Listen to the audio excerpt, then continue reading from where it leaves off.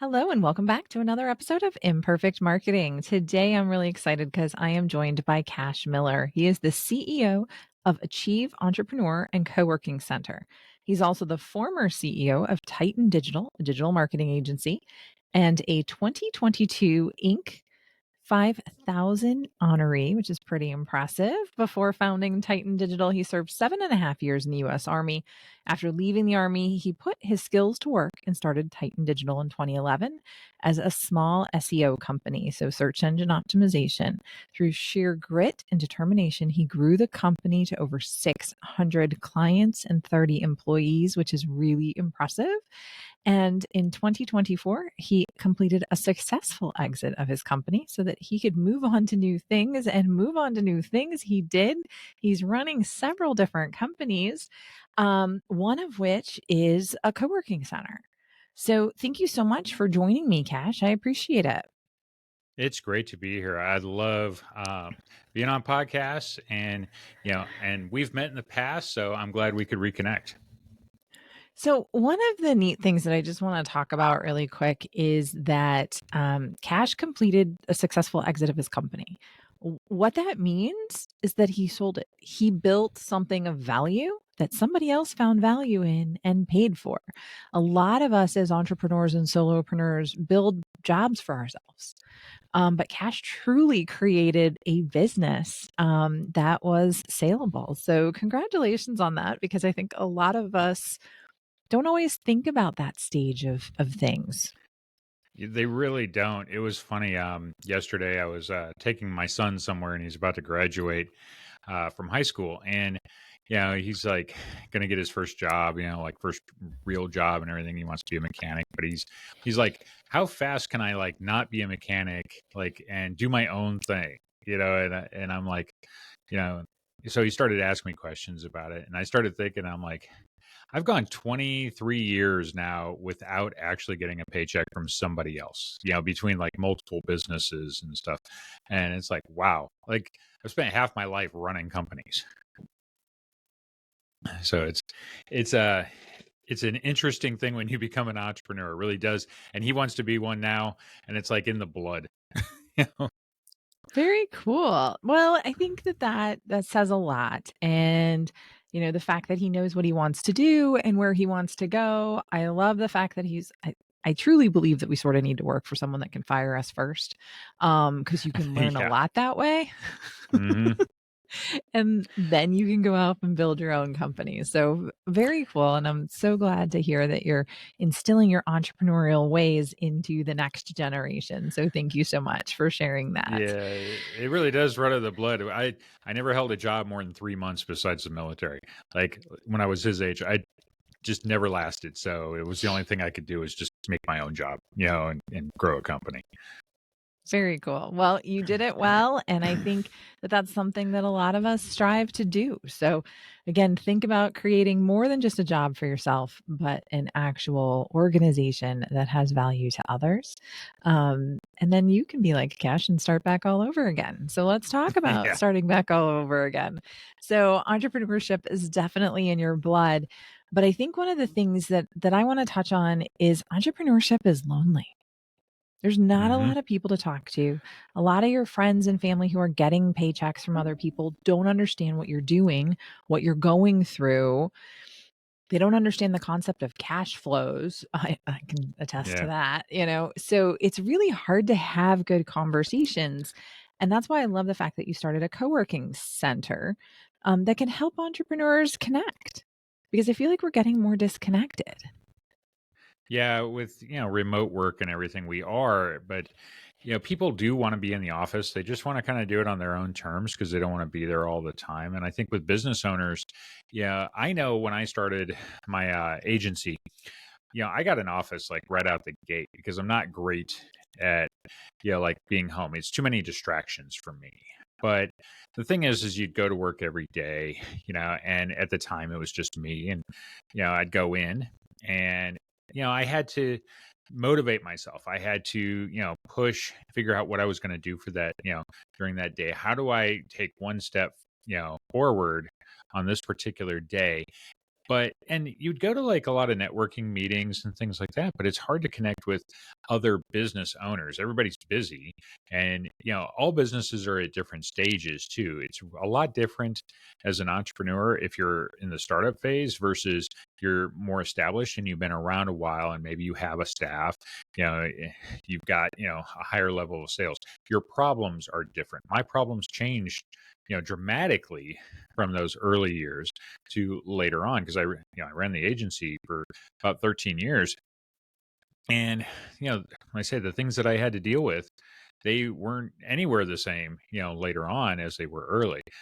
So I think it's a struggle for entrepreneurs. You may be seeing people, meeting people, but you don't have a lot of people that you can lean on for help and advice. Yeah, I and you can't talk to your team a lot of times, right? Because that can get you Yeah. into some HR issues, and it's not really stuff that you always want them to know. But yeah, having somebody to bounce things off of, I think, is really important. And I've found, at least here, I'm in Metro Detroit, co-working centers have been huge, huge assets for a lot of different companies so that they feel like they have a place and a mailing address and everything else that goes with it, right?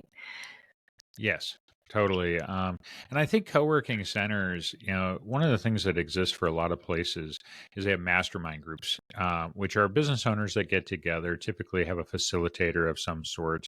Yeah, but it's a peer level group. So kind of based on what size business you run might be how you're like paired up. And you'll have 8 to 10 people in such a group. The problem that's kind of the groups that the existing stuff that's out there, either you have free, so there's kind of not necessarily the kind of commitment that you might need, for it to be able to really work. And then some are extremely expensive, which means great for large, businesses, that are millions upon millions of dollars in revenue. But, that earlier ground, those companies that are just getting started up to, they do, maybe $2 to $5 million or something. The cost can be kind of prohibitive, and location is a huge issue because these things work better in person, I think, just because of that individual connection, because you can talk with people outside if you can take the time to get to know them better versus everything being virtual.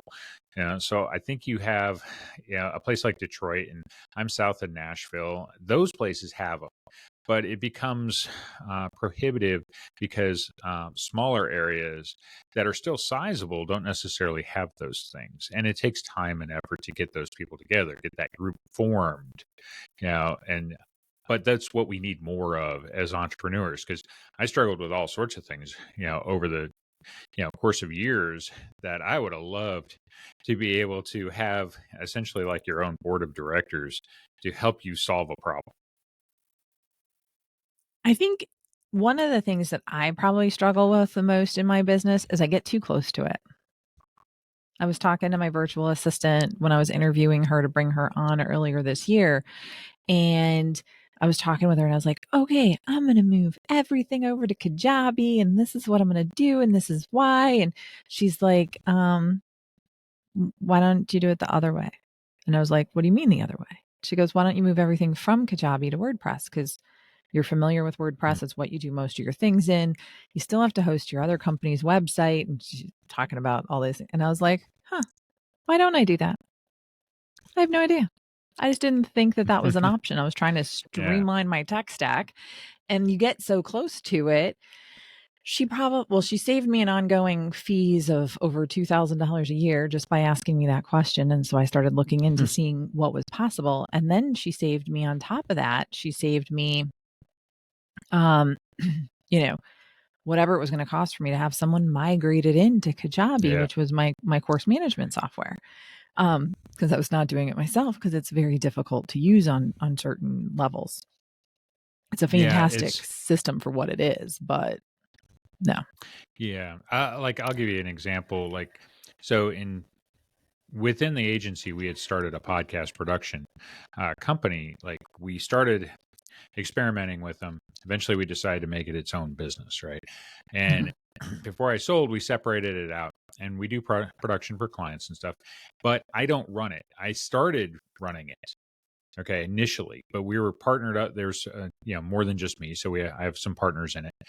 And one of the things I realized was I needed to not be the guy running it. Partly because I had become it was very that kind of business is similar to how an agency, a marketing agency works. And what I realized was I was not the best person to run this thing. It doesn't matter whether I knew it. For one, I didn't mind backing it, but I didn't have the same kind of passion.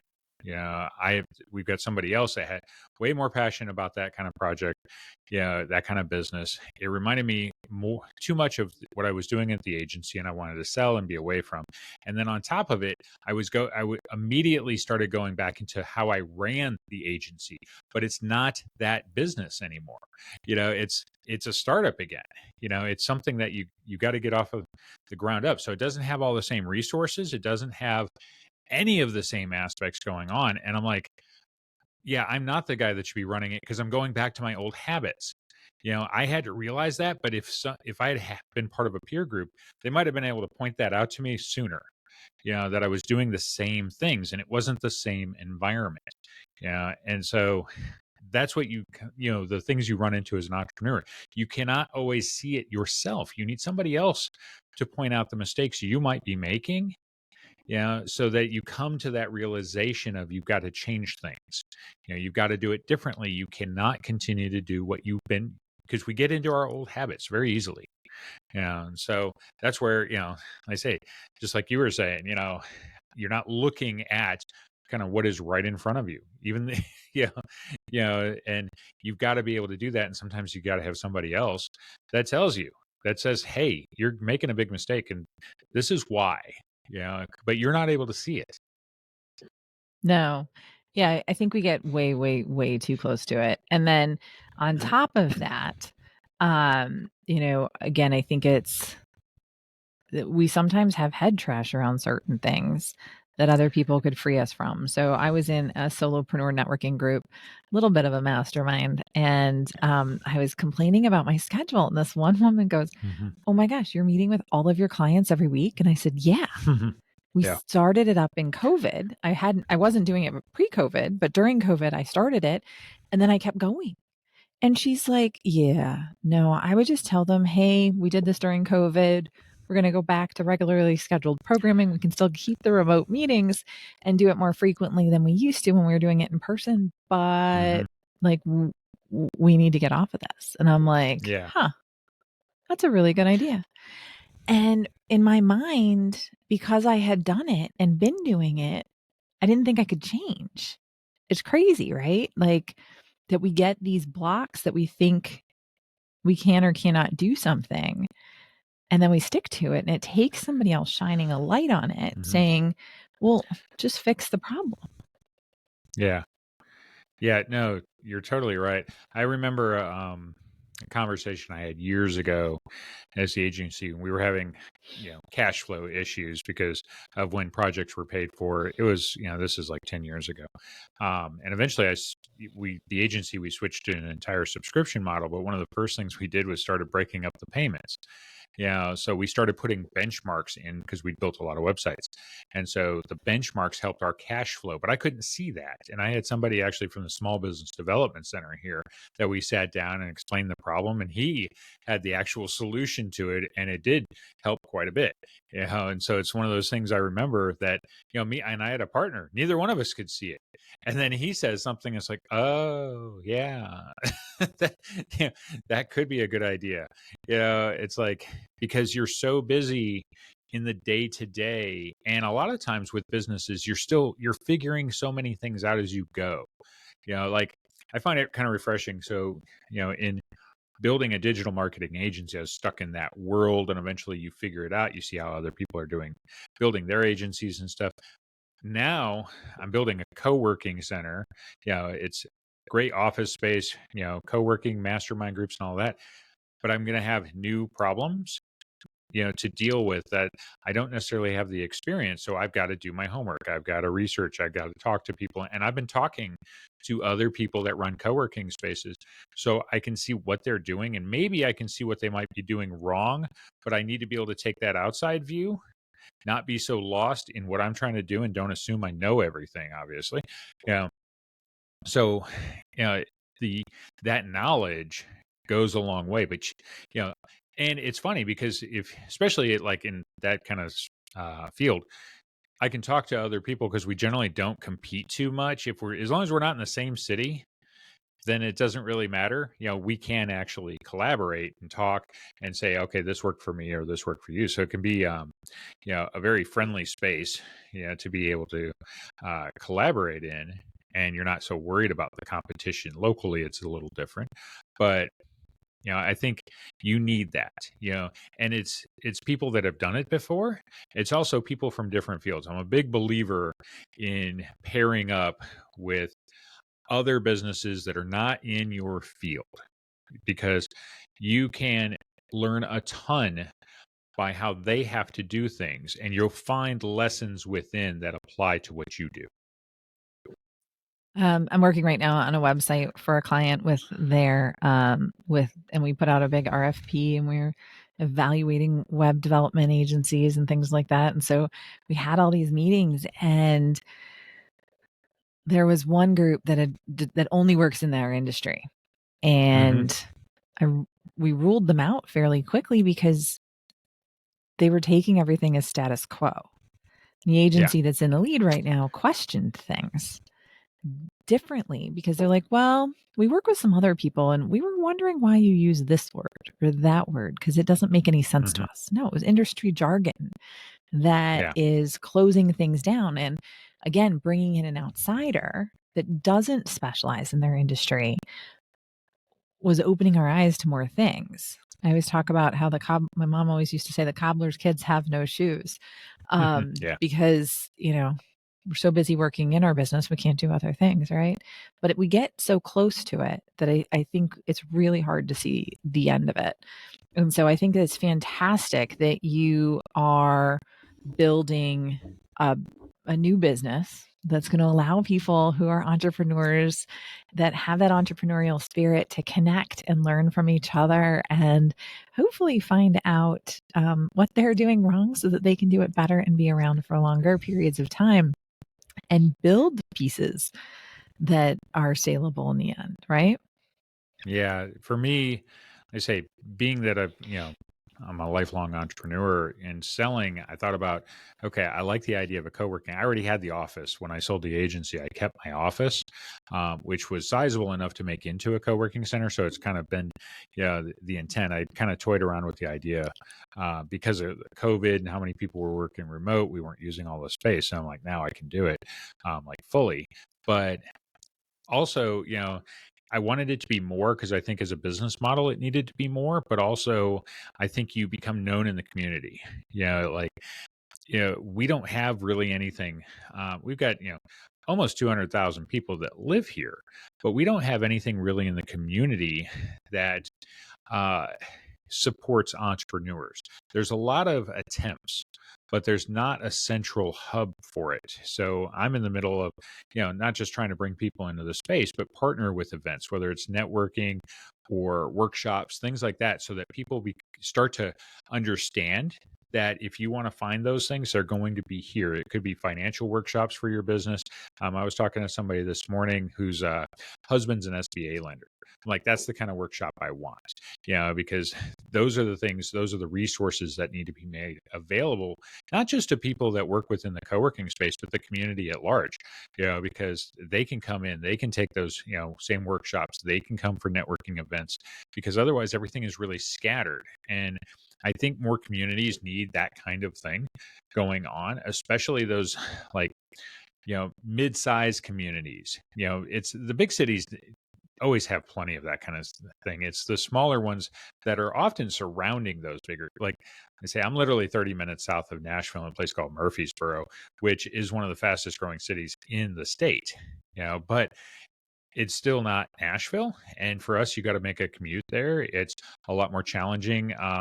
We're kind of a feeder city for a lot of people that want more affordable housing and stuff because there's a lot of tech companies and whatnot that have moved into the Nashville area. So we have this, I think the chamber puts out a stat that says we're growing at 29 people like per day or something, that it grows. Wow. And yeah, it's like really insane how fast this city's grown. Um, and so you need those things in the community. And if you're a business owner, you should be searching out those things because that's where you're going to find that community that you need. And you really do need a support system. Like, you know, it's almost AA for entrepreneurs and stuff. It's like, you know, um, because you struggle. It's a challenge being an entrepreneur. You're going to have your good days and you're going to have your bad ones. And having a tight knit group of people that you can lean on a bit and they can do the same because you're there for them to do that as well. That makes all the difference, I think, so that it's not such a lonely world. Yeah, because it truly is lonely. It is very much a small group of people that really do need that network and that connection. And I think it's amazing that you're doing it. So yeah, I'm a part of a local business networking group. It's called Local Business Networking, LBN. It's similar to like a Hmm. BNI, Yeah. and except we meet every other week, which is nice. But yeah, it creates connections. It was very interesting to learn that people are looking for more of that in-person connection. A lot of the stuff that I was doing had taken a little bit of a hiatus or had lighter Hmm. amounts of people all the way through 2023. 2024, it's been like rocking with the in-person stuff. People want Yeah. to go places. They want to be in person. I think they're over signing up and last minute canceling to an extent too. But it's pretty impressive with what people are doing. So just something to think about. So if you're Yeah. drawn to in-person stuff, think about co-working centers. Think about ways to connect with other people because I agree with you. If you're doing a mastermind, I don't want to be doing a mastermind and airing my dirty laundry when someone might not be wearing headphones and they're in their office. I don't know who's next to them or they're in their house That's who true too. walked in. Like, again, it creates a safer space even, I think, at times, which is nice. So, but Yeah. very And cool stuff. and I was going to say that the thing to look for in any kind of mastermind group is you need a peer level, so you need people of similar size businesses. They don't totally different industries. You want differing points of view. But you need people that are bigger than you. Some of them might be a little bit smaller than you, but a certain level because there's the challenges that they're going to have faced that maybe you haven't yet. So they're going to have some of the answers. They might help you avoid some of the pitfalls of certain things. And you may do the same for others. So you want to consider that. And that's why you want to look at, groups that there is some skin in the game. They do maybe charge for it. They got to be well run, structured. It's not a networking event. It is a peer level group, and the good ones all have facilitators because it is, most of them are going to be like a once a month, but it could be a half day meeting. And so the idea is to work on your business, not in the business. And if you commit to one of those things, though, there's a lot of value. You just have to find one that's going to be the right fit for yourself. There's a lot of structure to them, but extremely valuable to use those, and you build a lot of valuable connections too because you can, these are people that you get to know over time. You can call outside and say, I got this problem, and you might have the answer. Yeah, because it's not what you know, it's who you know, right? And people can Right. really help save you a lot of time and effort and provide some clarity for you, Hmm. which is always good. So I love that. I love the fact, again, that you built a business that you were able to have a successful exit from, and now you're transitioning into new things because that's what true entrepreneurs do. You can't stay Yeah. stagnant for very long, right? We're Yeah. always moving and building. Yep, that's what I tell people. I say, so I successfully sold my company, but then I needed to figure out what to do. So I said, well, I'll start another company. Yeah. Exactly. So No, I'm not going to start one. I'm going to start two. Okay. actually, I've got three. Uh-oh. All right. Yeah, but So, only one I've got to do the day to day stuff. The other two I've partnered with people, and they're doing the day to day. all right. Well, that's good at least.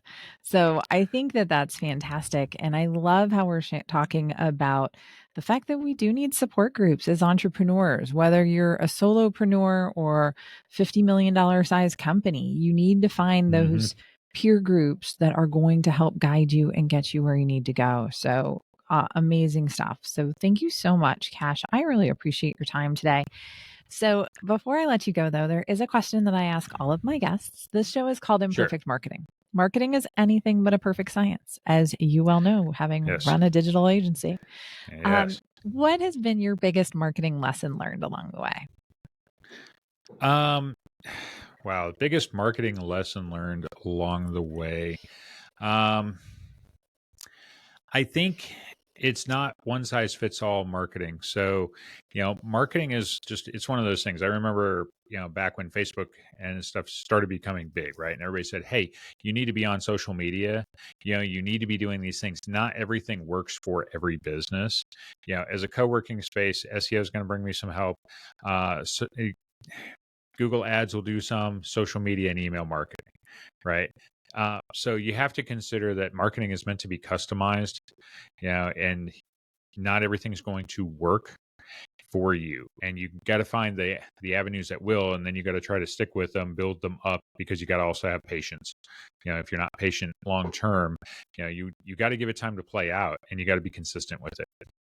Yes, patience and consistency. Consistency, I think it's a theme regularly in these episodes because that is so important and it is so overlooked because it's not always easy to do. You have to Yeah. make it a priority. And again, when you're working in your business, sometimes we get distracted from working on our business. Hmm. And again, getting too close to it and not getting what we need to get done, which is Yep. You're frustrating, right about right? that. Hmm. Well, thank you again so much for joining me. We will have ways for you to connect with Cash in the show notes. Definitely, especially check out his new co working space as that launches. Thank you again so much for tuning in to another episode of Imperfect Marketing. If you learned anything today, it'd be awesome if you would rate and subscribe wherever you're at. Thanks and have a great rest of your day.